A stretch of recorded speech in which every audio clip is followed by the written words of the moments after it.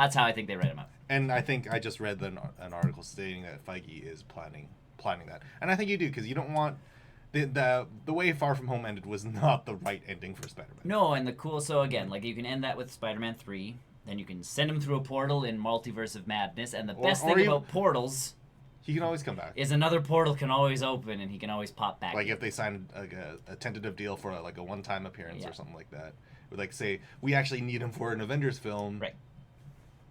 You can sign him for that Avengers flick and be done with it. Right. Like, it's done. Like, and all of a sudden a portal opens and out walks Spider-Man. Like, hey guys, I'm here to help. Yeah. Tom Holland Spider-Man. Tom Holland Spider-Man. Like, hi, I'm here to help. Or Tobey Maguire's. That would be amazing. See, and again, like, people keep talking about a live-action Spider-Verse, and I'm like, I actually think they could do that. They could, but in all honesty, if we're doing Spider-Verse movies, let's just do, like, Into the Spider-Verse ones. Yeah. Or you do what the old animated series did, where if he does go through a portal, your Spider-Verse movies are him just visiting other people's like homes, trying to get back. I can see that. So he hits into the like Tobey Maguire universe, and it's him and Tobey doing an adventure together, and then next movie is him and Andrew Garfield doing something together. Like, as much as I'm not a huge Andrew Garfield Spider-Man fan, but that would be very cool. That would be a kind of cool thing to see. Getting all of them together, especially those three, like a Spider-Verse is cool because they're all different and animated. You can animate. Jeepers creepers. Man, just everything's I know. Today. It's like it's not meant to happen. No pancakes. So, yes, Spider-Man is back into the Marvel Cinematic Universe for tentatively. But yeah, and I think the coolest part about this is that they actually date dropped the next Spider-Man film, which is happening very, very soon. Sooner than I think anyone was anticipating. Because we are seeing it in the middle of July, if I remember. July 20-something, 2021. So, if you're keeping track of when Marvel movies come out, we got Thor. We've got Doctor Strange. We got Shang-Chi. Yes. Now we have Spider-Man. Yes. All within 1 year. And those are just the movies. And in all honesty, Spider-Man's going to be our most Spider-Man and Black Widow are going to be our most boring films. Yes, in that year, it's going to be, yes. Like Shang-Chi, it depends on what the Spider-Man film ends up being as well. Spider-Man, I feel like I say, it's going to just be, Peter Parker's Spider-Man. And it depends on, because it's slated right after Doctor Strange's, I think. Is it after or before? I think, because they actually date dropped to July 21st, so I don't know when Doctor Strange, unless they're going to start moving stuff around again, right. Which I was very, very much surprised with, because last time this shit happened with a Marvel movie being pulled off of their list, Guardians got permanently delayed. Yes. Right? And so when Spider-Man got re-announced, his MCU reappearance, it was like, oh, we're just going to put him right in the middle of Pier. So regardless of where it is, they're basically going to be filming next year. Oh, they got to film next year for sure. They're going to be filming, if not next year, end of this year. Yeah. So yeah, I believe it happens after it, because I don't think Doctor Strange is a fluid date, so that could be before or after. I do not know. No info quite yet, but that's so. When does Doctor Strange and the Multiverse of Madness come out?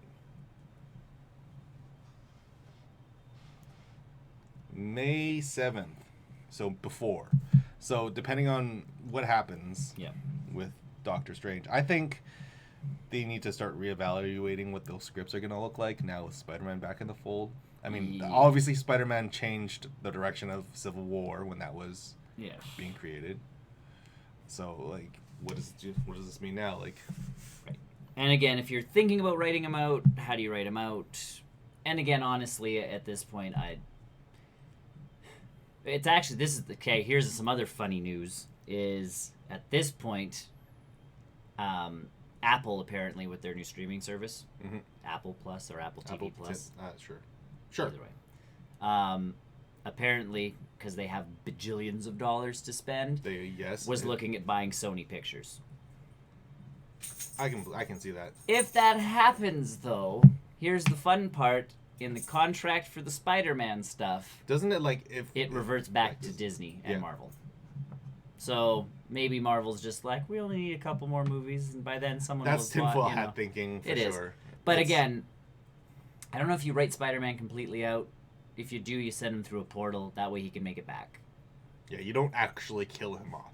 No, because again, killing him off does not give you Miles Morales. It's not as easy as that. It's still the same problem. Sony owns Miles Morales. No. Like, because that's, again, people online are like, well, if they just kill off Peter Parker, we can get Miles Morales, and it's like... It's not the same. He's still called Spider-Man. Yeah, like, it's still... Because Night Monkey, again, because it was created... for Far From Home, technically. As it's created as a Spider-Man person in the Spider-Man IP, Sony owns it. Like, people are like, oh, let's make a Night Monkey movie with, another character named Parker Peterson or something. Parker Peters. Like, also played by Tom Holland. So, yes.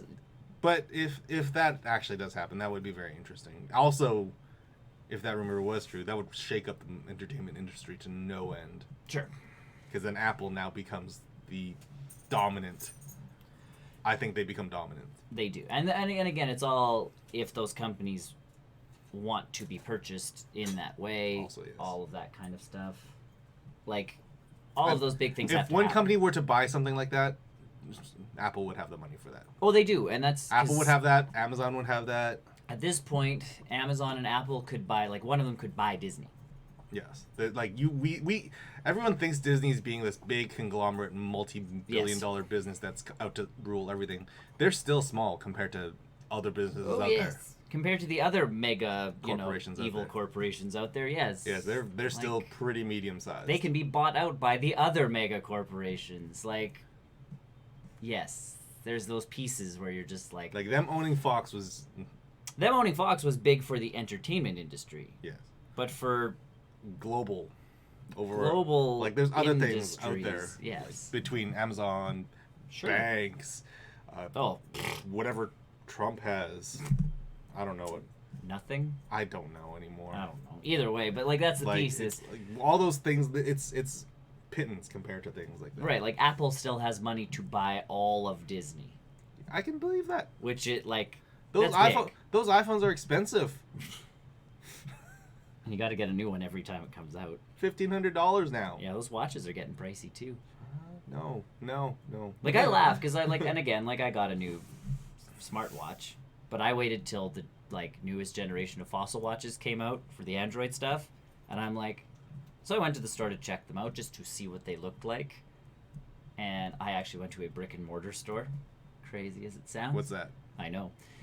So I went to a Fossil store, and the ladies there is like, all that's new in the 5 is like a microphone. And I'm like, okay. To get the old one. And she's like, the Gen 4s, she's like, we're clearing them out. So for $200, I got a new watch instead of $600. And instead of, again, whatever the Apple watches are going for, which is like astronomical when people are buying some of the old generation Apple watches are pretty inexpensive. They're like $300, which isn't too bad. But if you're an Apple user, why would you want... I know. Come on now. You gotta cut that umbilical cord somewhere. No, you keep buying the newest stuff. I love that joke in Kimmy Schmidt where they talk about Apple phones, and that's how it's like, oh, the new iPhone, it's coming out. Like the press conference, he's like on the phone, which means our phones are gonna be out of date. And like as soon as he finishes the sentence, like it breaks in his hand. Also, don't forget to buy the new next. I feel so good, Mr. Stark. Yeah.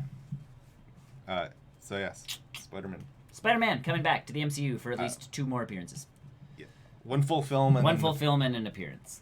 Which means he could be in another movie completely, and it just can't be. It's not titled Spider-Man. Yeah.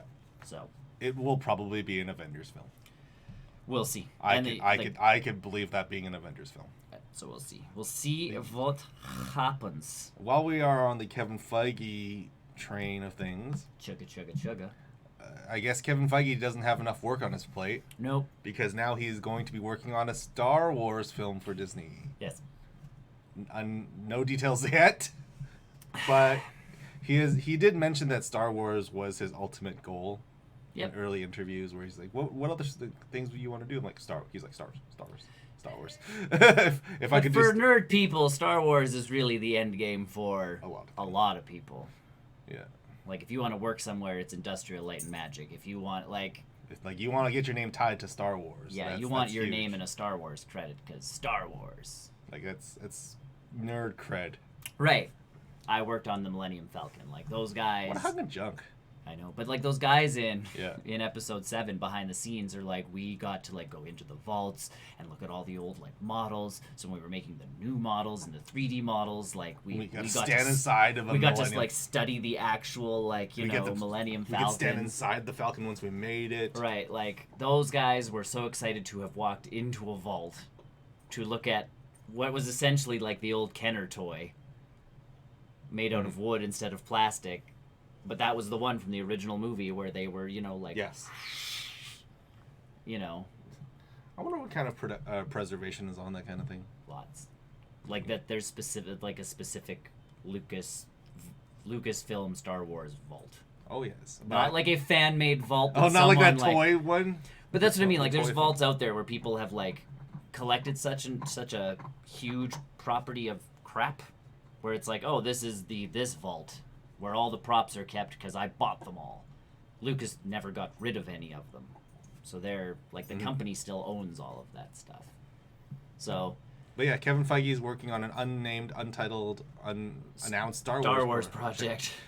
As if he's not busy enough as it is. And again, he could be consulting. He could be producing. He could even be directing. We don't know. He could be writing, because Lord knows we'll let anybody write Star Wars movies nowadays. We could make a really good Star Wars. We could make an excellent Star Wars film. He could be tied to the Rian Johnson trilogy that's supposed to be coming through to try and like... He could be producing it, yeah. But to try and guide that on a, into a happier place, as it were. Because, again, I like Rian Johnson's movie. I didn't mind it. A lot of people didn't it wasn't their best work. No. It wasn't their best work. But, I would still rate it above episode 1. Which really isn't a high bar. Come on now. That's not really. Duel of the Fates still kicks butt. And pod racing. Pod racing was cool. Pod racing. Plus, it gave us the video game. Pod racing VR game. Screw that lightsaber game. Pod racing VR. Disney's got to actually start making real video games. Come on now. They've got not 1313, but the one with the redhead. No. The Soulless Jedi. No. The Battlefront 2. No. It's getting better. The Fallen whatever. Fallen Jedi. No. Fallen Order. No. It's out like next month. Yeah, the redheaded Jedi kid. Oh, kid. I thought you said girl. No, guy. Yeah, girl. Person. Yeah, that guy. Yeah, that one. The redhead. Yeah. The Soulless Jedi. Looks cool. Yes.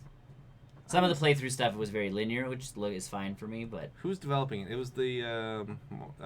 Crystal Dynamic? No, no. It was the Apex guys. Oh, was it? Yeah. Why can't I think of their name? Because they're real good at making games. They made Titanfall. Respawn. There you go. It's the Respawn guys. Yeah, we'll see about that one. And like I say, Battlefront 2, now that that company's actually back in charge of that game and not... Yeah, but I think that game's too far gone. No, it's not. That community keeps going and going and going. It's actually really cool. So they just added... What did they add? The Commando soldiers from, that like Tom Clancy-esque type Star Wars game that came out ages ago. Yeah. Those troopers are in the game now. That's cool. You can now equip that armor. As long as you can unlock it. No. Or do you have to buy it? No, there's no buying. I think you just earn with points and then buy the armor. Okay, that's not half bad. Nope. Like that's like they got rid of all of a real game. Yeah, they got rid of all the like money transaction-y type stuff. Everything is now just play game, get credits, unlock shit you actually want to unlock. And it's not random unlocks. It's legitimately like you go down a list of like a regular video game. Of like, oh, I want to unlock this specific trooper armor. It's going to cost me this much. Click done. So, yeah. But yes, Kevin Feige's on a Star Wars thing. Yes. I don't know as what role. We have no ideas. I mean, we might It might have been posted somewhere, but not that I've he's being tied to a Star Wars project. Yes. Which good for him. And speaking of Star Wars projects, one of the directors, obviously not showrunners, because that would be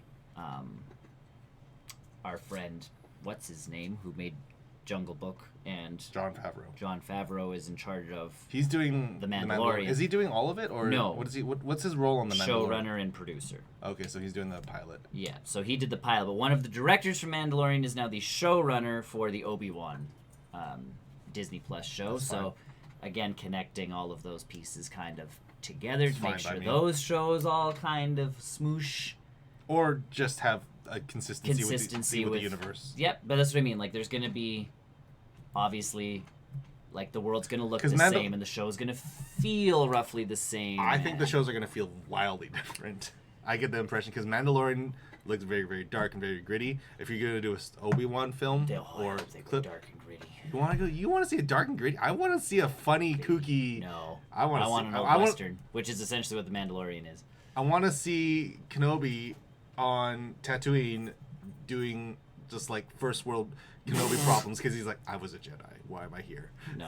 He'll be fighting something, but it'll be very covert because he's not supposed to show that he's a Jedi. Right, because all the Jedi are supposed to be hidden Right. after the incident. And he really can't give away his location because then it gives away The Skywalkers. Luke's location. Yeah. So he's going to have to, it's going to be a Western type movie, but I feel like the Mandalorian will probably be along the same lines and feel of that kind of thing. I don't think it'll be that. So we'll see. But that's what I mean. But- like, at least everything will kind of be consistent. Yeah. Which will be nice. Whether or not that it's before or after, it's just going to be in the same universe. So. And that's, again, I think, with all this Feige stuff is if you're going to move him into a job, especially with Star Wars. He's doing Star Wars especially phase. with Star Wars Phase 1 has now ended. We're moving into Yes, Phase phase 2. The Skywalker saga has been completed. Phase 1 is complete. We've done the Skywalker saga. We're now moving into the Phase 2. Phase 2. But that's maybe it's maybe he'll call it Phase 4. You know, No, he's not going to call it Phase 4. in his mind he will. Yeah, but where he won't. Because we had the Infinity Saga. That's not We've how had the Skywalker saga, which is actually how they work. Because 1, 2, 3, 4, 5, 6, 7, 8, and 9 all Yes. involve the Skywalker family. Dumb. Phase 4. And we've already been told that this is the last of like the Skywalker Stuff. storyline is going to be in 9, which is cool. So that's what I mean. Phase 4, end of the Skywalker saga. Phase 1. Enter Kevin Feige. End of Phase 1, Phase 2. And then honestly, if he does leave Marvel, which Honestly, kudos to him, because if this is where he wants to move, that's a great move. I think he Because Lucasfilm needs him. yes. Because again, 7 to 8, those movies, Could as have much as I like 8, they don't connect as nicely as they could have. That's where Kevin is really, really good, is making sure all of those pieces fit. Put the Russos in instead of him. Not Russo's. I was thinking J.J. Abrams, would he have been a really good sort of overarching, like, I'm going to oversee every Yes, kind of except he's now owned by someone. His production company got bought by, not bought by, but paid out. Yeah, not bought out, but he's now getting paid like multi-millions of dollars to be, I think, with DC and Warner Brothers. Oh, okay. So he can still do whatever he wants to, but That's if he writes something or this that, like, he's now consulting for, essentially what people are kind of hoping is the DCEU. I would like, that would be a weird thing to see him do. Yeah, but that's the piece. It's just another Cloverfield movie. That would be amazing. That's how you explain Batman v Superman. That's his end game. That was his end game. That's his end game. He wants to finish his Cloverfield first. With Superman flying in to beat up a bad guy. Beat up a monster. Yeah. So yeah, like Kevin Feige, if he makes that move, I think Lucasfilm needs it. I think he needs someone with his caliber. Right. Because obviously he did something with Marvel. So. And I believe, and there's no possible way that he has not been grooming someone within the Marvel family of people. It's definitely not Amy Pascal. No, because she's the Sony family of people. But like someone in Marvel to take over that job. Like, you have to be. The way he operates, there's no way he hasn't been like, one day I will leave, and I don't want everything to tank. So I wonder. Jimmy. I honestly wonder what goes through his head. Lots. Like he's a busy dude. He's like, man, now I have X-Men and Fantastic Four to Right. deal with. Like, Yeah, but even when they've asked him about that, he's like, oh my gosh, it's gonna be so much fun. Because essentially his job is sitting in a room with people pitching him ideas until like one of them just. So yeah. And he goes, that one, that's the one we're gonna do. And then what did you say earlier? Yeah. That one, do with that one. Yeah. Kaboom! And they go, whoa. Oh, I should show you a Warp Zone video in a second here. It's about the Marvel mutant stuff. But yeah, good on Feige. Yeah, And staying within the family. Very much so. The paycheck still comes from the same people. But yeah, this is the big piece is if he does leave Marvel for Star Wars. I think it's not like Marvel's just I would almost even think that yeah, you need someone on top because it's like you can't just self-automate Marvel movies now. Not anymore. Yeah, there's so many moving pieces. Especially between now between the new properties, between the Fox stuff, between the TV shows, between you need not Agents of S.H.I.E.L.D. You need someone at the head of the ship to make sure Jeff everybody's Loeb. going the right way. Oh God, no. I don't think that would happen. I don't think he would want to do that. No, and Kevin Feige would never he wouldn't leave. If they're like, we're going to promote Jeff Loeb he'd be like, nope, you know what? Never mind, I'll stay. And they're like, but he's like, I'll do both. It's fine. I just won't sleep. I'll do Star Wars at night. I'll do Marvel during the day. We'll make this work. Honestly, Jeff Loeb does okay. He's not bad. I like the Agents of S.H.I.E.L.D. stuff that he produces. But he produced. So that's the piece is the Whedons created that. He gave them money. It kind of did its thing. Jeff Loeb is the guy with Netflix where it was, these are doing really well, let's start pumping them out as fast as humanly possible. Like, that's the Jeff Loeb effect, is ignore anything that's going on that makes things good. If it's making money, pump it. Because even in the comics, and this was always the funniest part, was, because I read the Ultimate Comics, that was my series. Like, I started with Ultimate Spider-Man for the most part and kept going. So instead of the Avengers, they have the Ultimates. Like, that's their Avengers team. They're still the Avengers, but their comic title's the Ultimates. They changed everybody a little bit. Captain America's more of a good soldier instead of, like, the all-American guy. Which you get in the Ultimate Comics. Like, Spider-Man, in the death of Peter Parker, takes a bullet for Captain America. And Captain America is still like, he wasn't ready to be in the field. Like, that's Ultimate Cap's feelings towards things. Thor was kind of a hippie. Like, environmentalist and that kind of stuff. So, like, he'd go after whaling ships and all of that kind of jazz as a protester. And then if things got violent, he stepped in to, like, protect the innocent. Tony Stark was pretty much Tony Stark because you can't change Tony Stark too much. But, like, everybody else had, like, their pieces, and they changed them enough because that was the whole point of the Ultimate Universe. Jeff Loeb stepped in for Ultimates 3. Thor reverted back to a Shakespearean talking dude. Tony Stark who had gone through enough of an arc to not be like the booze and sex addict that he was now a booze and sex addict.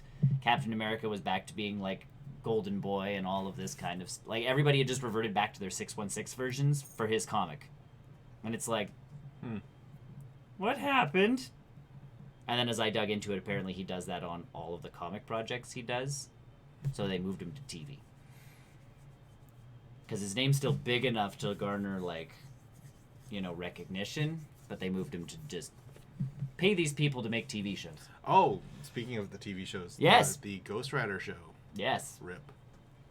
I hear. It is no longer a thing, unfortunately. For now. We'll see. They're going to be shopping it around at different networks. But Hulu is no longer moving forward with the Ghost Rider show, starting with, I can never pronounce his name, but the one from Agents of S.H.I.E.L.D. And I feel like that's probably to disconnect from the Agents of S.H.I.E.L.D. stuff. Especially with Blade coming out. Because if you do Blade, Ghost Rider, like all of a sudden you have Marvel Knights and those like that kind of stuff. I would love to see him on the big screen, though. The guy that played. He did a good job. He did a wonderful job as Ghost Rider. Not even just as Ghost Rider, but just as that character when he wasn't in Flames. He was good. Yeah. So that's the question is. I would love to see him get promoted from the TV to a movie. They might be trying to disconnect as much as they can. And you know what? They did write him out. They literally wrote him out in a portal. See? literally wrote Portals. they wrote the Ghost Rider out in the show with the portal. Literal. Valve was right. Portals are so useful. Wow.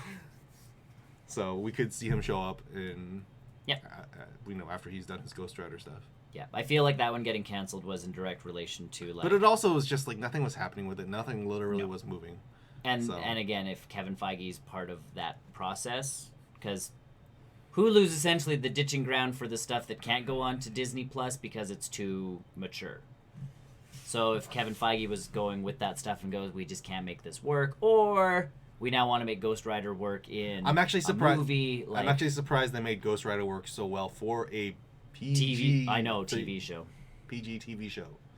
Like it's not so much Ghost Rider himself, but the nature of his character. Oh yeah. The background of his character, all the things that he does around him is the adult R-rated Pen stuff. and stare of like, oh, you were a rapist, prepare to be dead. Wait, sorry, you're just gonna gloss over the fact that he was a rapist? Yep. Yeah. He's just dead. Ghost Rider's not the R-rated part of it. It's the enemies. It's the enemies that in the stories around him. Well, this was the best part about the Nicolas Cage movie, and again, that was a budget thing where they couldn't have his head all flamey all the time, because digital graphics weren't as prevalent and cheap. There's no Disney money then, and there wasn't Disney money back then. But it was legitimately like if he sniffed in the air that someone was evil around him, that dude was about to die. Yeah. And it was like, you did this and this and this. Like the drop of, I remember reading some comics where it's like, as soon as the drop of blood from an innocent person hits the ground, it's like, flame on. Hello, yeah. And then Johnny Storm's like, wait, what? Yeah. So yeah, I feel like we'll get Ghost Rider. I would feel like love to see Ghost Rider. I feel like that is a higher up move of they want to use him somewhere else. Yeah, and honestly, Ghost Rider is a huge name. It can be, and done well, it's going to be like whether or not it's the car version or the bike version or whichever one. You go way back, man. Do a Western. There was a Ghost Rider. I remember. I refuse to remember that. I refuse. Well, no, in the comics there was an actual. He was the horse was on fire. Yes, that was weird. But I refuse to remember that. But if you read all the Ghost Rider stuff, like it goes back eons. Oh, like, isn't there like a cosmic Ghost Rider? Yeah, there's a cosmic Ghost Rider now. And he's like part of the Guardians. And he's changing like the timeline. Yeah. It makes no sense. He was part of the Guardians, and then he wasn't part of the Guardians, and now he is part of. Like it's a. He's changing in the universe, and I'm like in the timeline. I'm like, this is weird, Marvel. Yep. This stuff's weird. Stop making weird things. Nope. Stop doing weird things. Nope. Comics are weird, man. Comics are weird. Moving into video game news? Moving into video game news. So, Destiny 2. It's a game. It's a game. Bungie has it now, right? Like, they have full control over it now? Yes? I think so, because that was their big move when they split from Activision. I'm not sure if they have complete control of Destiny 2 or the Destiny IP going. I think it's Destiny 2. It could possibly be. I'm inclined to believe that it is. They negotiated Destiny 2 off of. They somehow got they at least got the IP. Like it was a big deal. But the first move. Yes. Destiny 2 is now going to be a free-to-play game. Yes. If you didn't already own it. Which everybody does, which is why they can release it for free. Right. Like between giving it for free on what was it, the Blizzard launcher that 1 month? Yeah. Or the multitude of sales it's had, like everyone kind of owns a version of Destiny 2, and couple this along with the fact that you can now bring your save character to another console. Yep, that's huge. Yep. So for us, we're playing Destiny 2 on the PC, and now we can migrate literally our save character and data over to the PlayStation 4 or an Xbox, yep, or back to the PC. That's huge. Like this is Destiny 2 being free to play is a bigger news than people realize, because not only is it like free to play, like it's this cross platform, you can play literally anywhere at any point in time.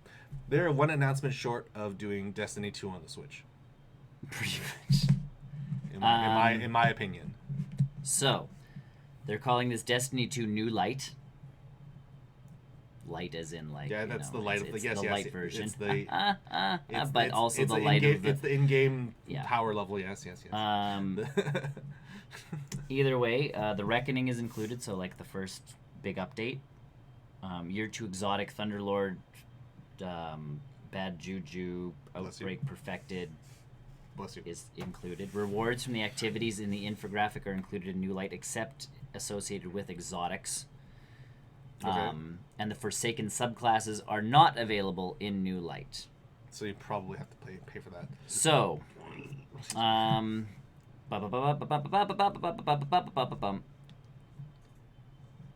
Destiny 2 Forsaken. So essentially, you're now buying in packs, like DLC packs, to unlock the new stuff.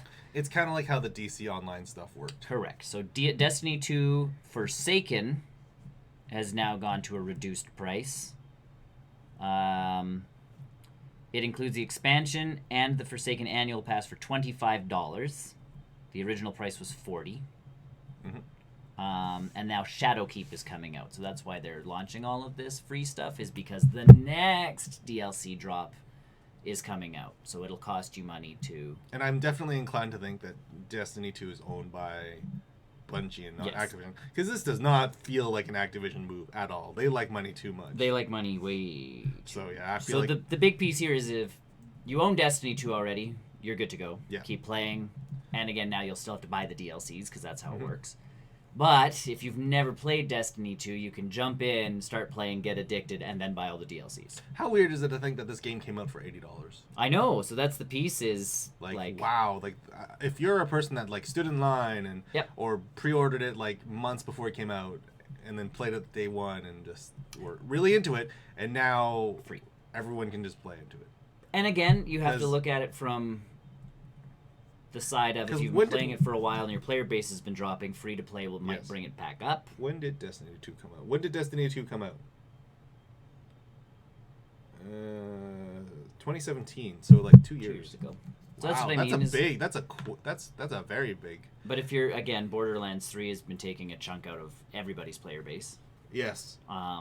So, and again, another loot shooter on top of that. So like, this is a good way to get those numbers back up. Like I say, you get people addicted to it. People buy the DLCs and continue forward. If you ask me, I think the community and social features in Destiny 2 are 10 times more superior than Borderlands. Yeah, but I find the story and the world and the feel of Borderlands is far superior to Halo.